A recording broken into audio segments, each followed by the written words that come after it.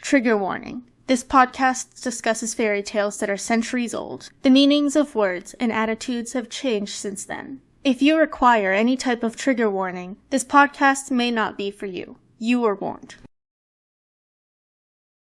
Myths, Magic, and Mayhem podcast want to give a shout out to any kids that are listening without needing a trigger warning. We think you're more mature than anyone that just left.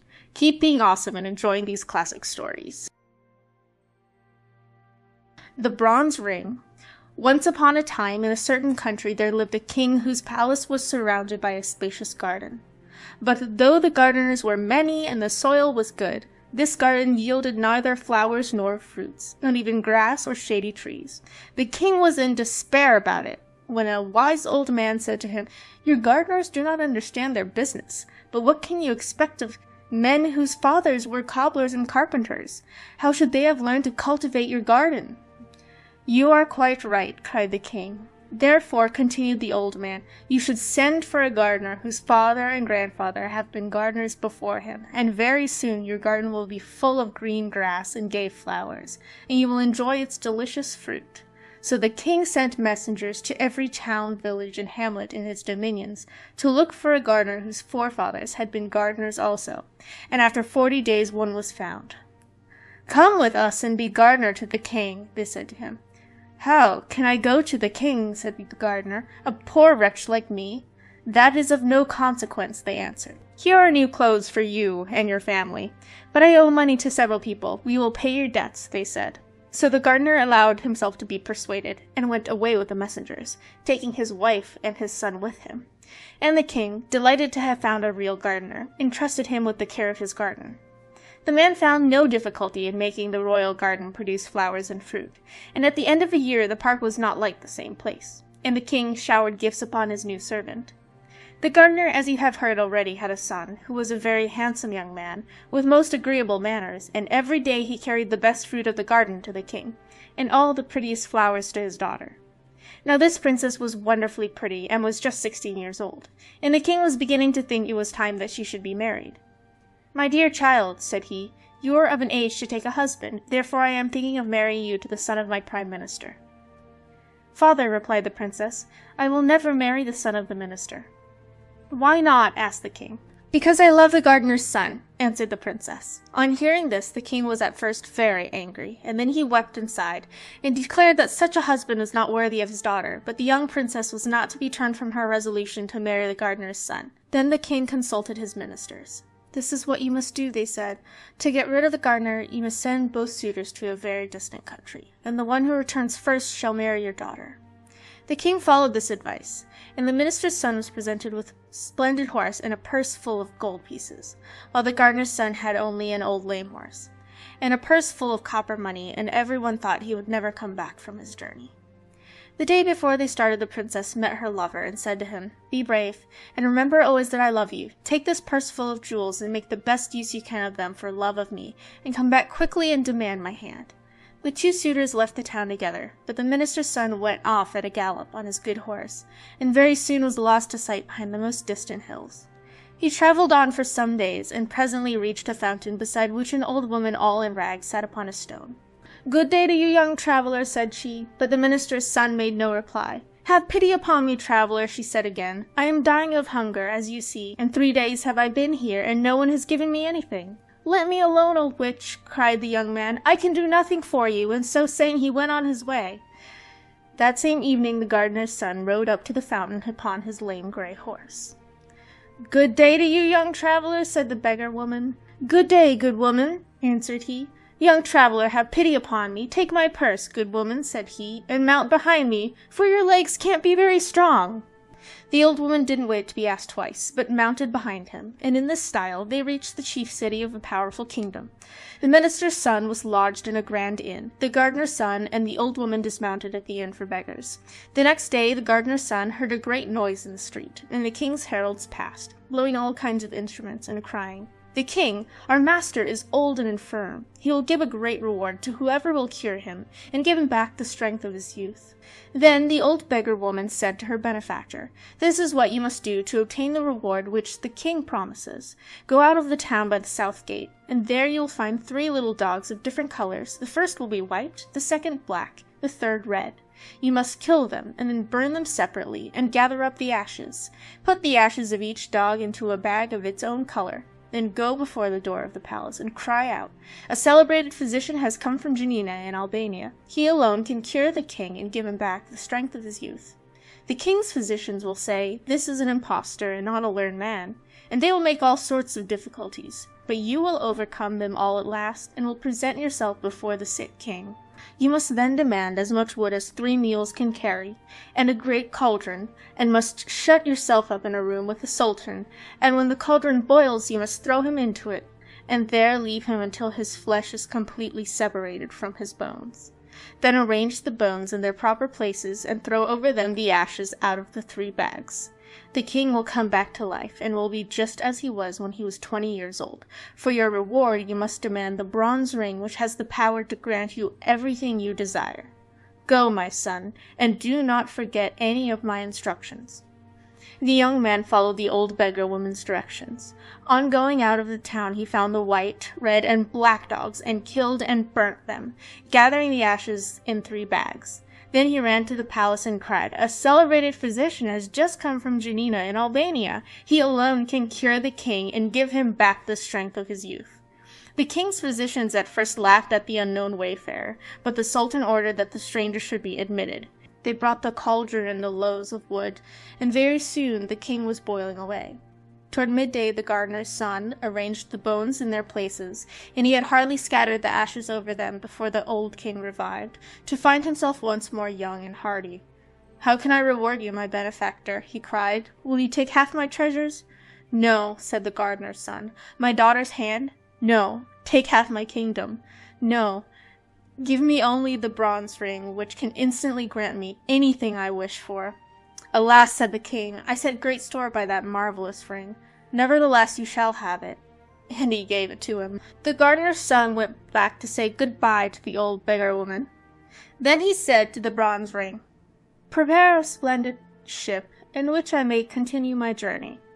Let the hull be of fine gold, the masts of silver, the sails of brocade. Let the crew consist of 12 young men of noble appearance, dressed like kings. St. Nicholas will be at the helm. As to the cargo, let it be diamonds, rubies, emeralds, and carbuncles." And immediately a ship appeared upon the sea which resembled in every particular the description given by the gardener's son, and stepping on board he continued his journey. Presently he arrived at a great town and established himself in a wonderful palace. After several days he met his rival, the minister's son, who had spent all his money and was reduced to the disagreeable employment of a carrier of dust and rubbish. The gardener's son said to him, "What is your name? What is your family? And from what country do you come?" "I am the son of the prime minister of a great nation, and yet see what a degrading occupation I am reduced to. Listen to me. Though I don't know anything more about you, I am willing to help you. I will give you a ship to take you back to your own country upon one condition. Whatever it may be, I accept it willingly. Follow me to my palace." The minister's son followed the rich stranger, whom he had not recognized. When they reached the palace, the gardener's son made a sign to his slaves, who completely undressed the newcomer. "Make this ring red hot," commanded the master, "and mark the man with it upon his back." The slaves obeyed him. "Now, young man," said the rich stranger, "I am going to give you a vessel, which will take you back to your own country." And, going out, he took the bronze ring and said, "Bronze ring, obey thy master. Prepare me a ship, of which the half-rotten timbers shall be painted black. Let the sails be in rags, and the sailors infirm and sickly. One shall have lost a leg, another an arm. The third shall be a hunchback, another lame or club-footed or blind, and most of them shall be ugly and covered with scars. Go, and let my orders be executed."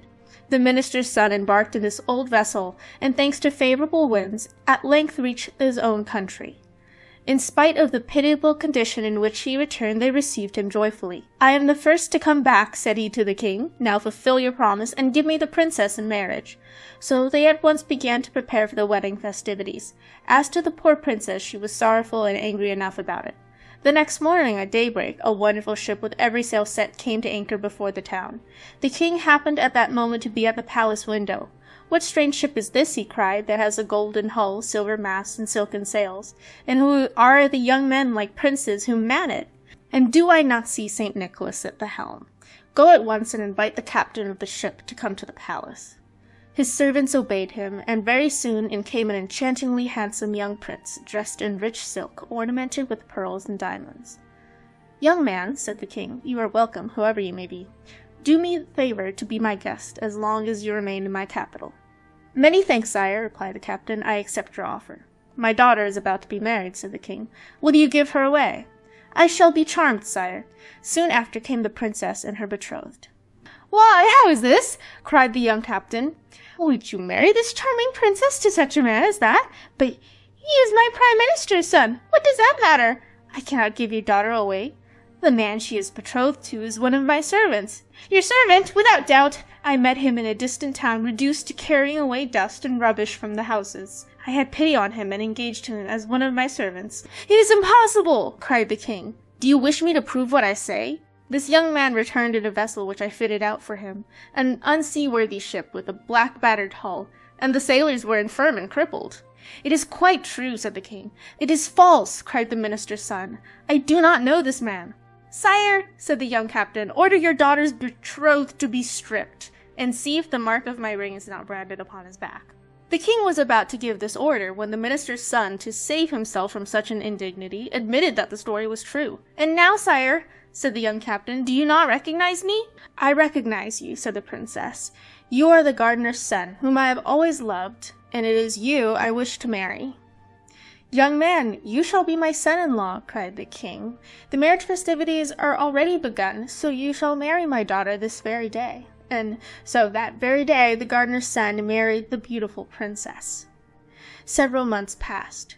The young couple were as happy as the day was long, and the king was more and more pleased with himself for having secured such a son-in-law. But presently the captain of the golden ship found it necessary to take a long voyage, and after embracing his wife tenderly, he embarked. Now in the outskirts of the capital there lived an old man who had spent his life in studying black arts, alchemy, astrology, magic, and enchantment. This man found out that the gardener's son had only succeeded in marrying the princess by the help of the genie who obeyed the bronze ring. "I will have that ring," said he to himself. So he went down to the seashore and caught some little red fishes. Really, they were quite wonderfully pretty.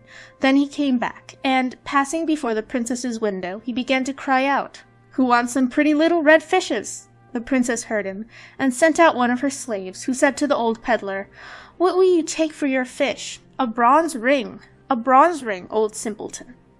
"And where shall I find one?" "Under the cushion in the princess's room." The slave went back to her mistress.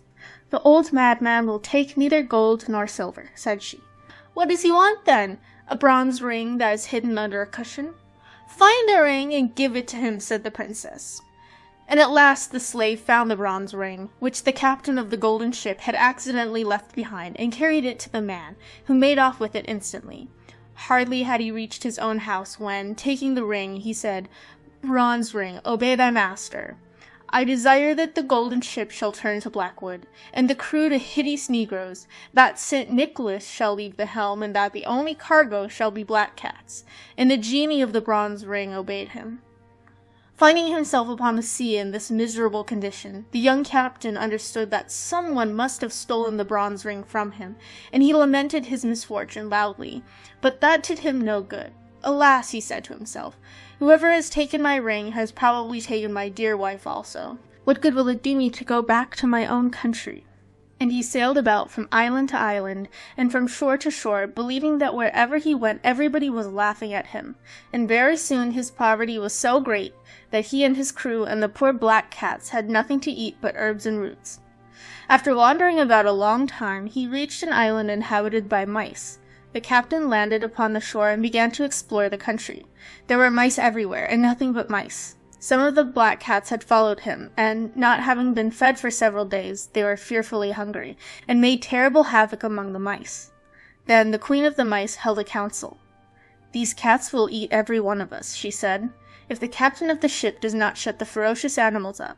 Let us send a deputation to him of the bravest among us." Several mice offered themselves for this mission and set out to find the young captain. "Captain," said they, "go away quickly from our island, or we shall perish, every mouse of us." "Willingly," replied the young captain, "upon one condition. That is, that you shall first bring me back a bronze ring, which some clever magician has stolen from me.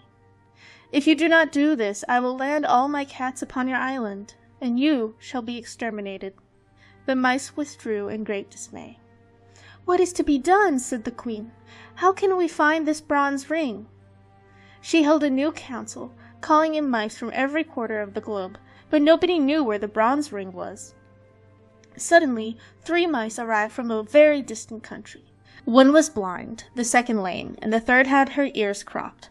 "Ho, ho, ho," said the newcomers. "We come from a far distant country. Do you know where the bronze ring is which the genii obey?" "Ho, ho, ho, we know. An old sorcerer has taken possession of it, and now he keeps it in his pocket by day and in his mouth by night. Go and take it from him. Come back as soon as possible." So the 3 mice made themselves a boat and set sail for the magician's country. When they reached the capital, they landed and ran to the palace, leaving only the blind mouse on the shore to take care of the boat. Then they waited till it was night. The wicked old man lay down in bed and put the bronze ring into his mouth, and very soon he was asleep. "Now what shall we do?" said the 2 little animals to each other.